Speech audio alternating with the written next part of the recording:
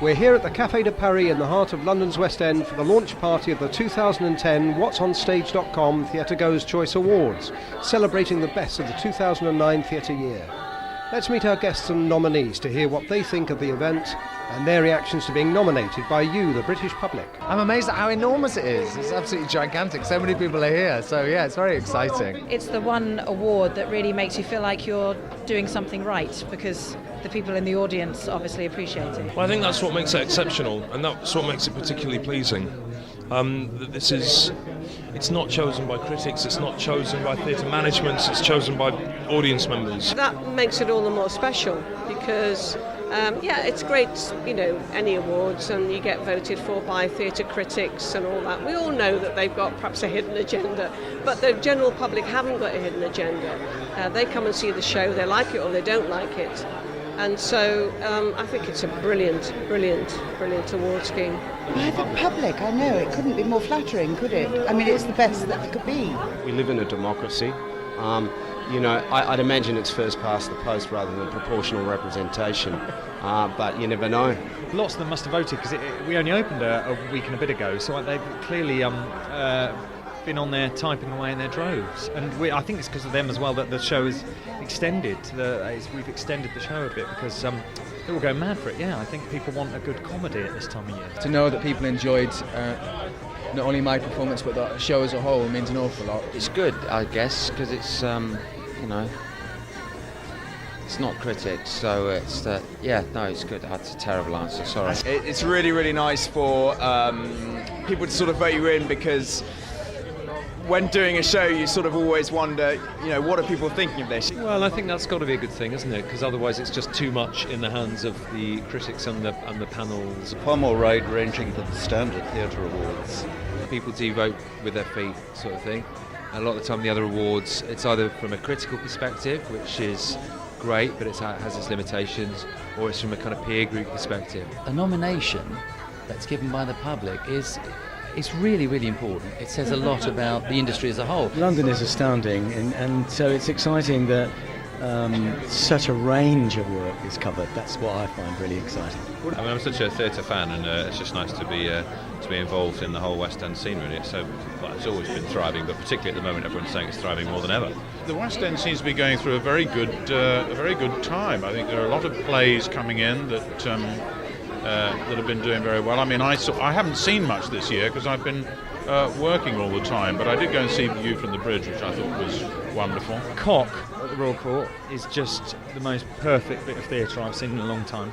And I don't get to go to the theatre very much anymore, I'm afraid, because I'm too busy doing it. I do 8 shows a week. I have to say the last thing I want to do on my Sunday is go and watch theatre. We've been working, and our son Sam was in a very good show, yes, and we enjoyed that. Yeah. I think if I'd written Jerusalem and I didn't win Best Player of the Year, I'd be gutted.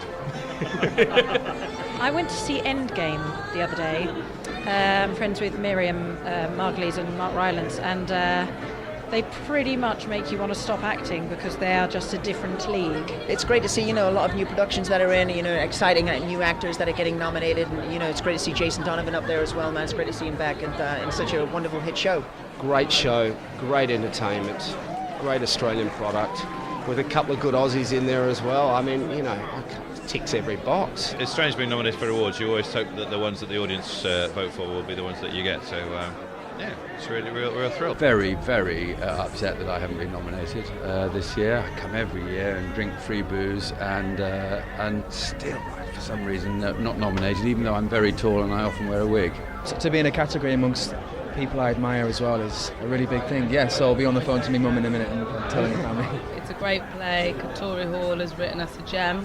We were very blessed to be given it. Oh, it's fantastic. I mean, our show, because is more than anything a good night out, and that's really so satisfying. I remember when she never used to say anything in these interviews. Now she just takes over. And now I just go on. There is something moving about it. Many hardened theatre pros say they start crying when they see the children fly. It's just really nice to feel like you've been appreciated, even when you're not in a show that's open anymore. It's just nice to be nominated, isn't it? And the people will decide and let them, I say. We have the Olivier's, we have the Standard Awards, we have all those other awards which are within the industry. but the public are the ones who actually pay our wages, and what they say is really, really important. And also to support the Masterclass, the charity that sponsors the awards. I think that's really important as well. We are the Masterclass Trust, based at the Theatre Royal Haymarket, and it was set up as a very philanthropic project in 1998 by the chairman.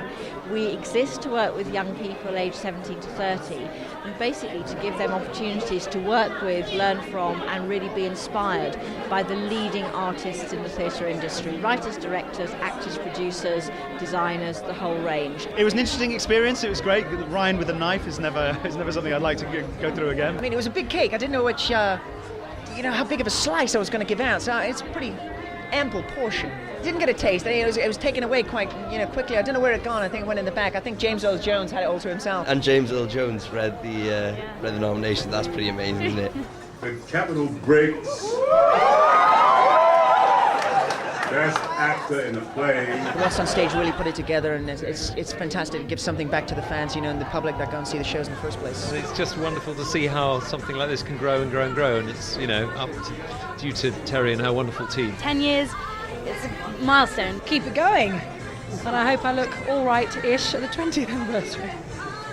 Whatsonstage have done a great job in just establishing themselves as the real People's Choice Award of theatre. Just keep going to the theatre and keep voting and keep enjoying what hopefully as performers we're doing, because we're here just to entertain the public. Vote for your winners by following the link on the website now.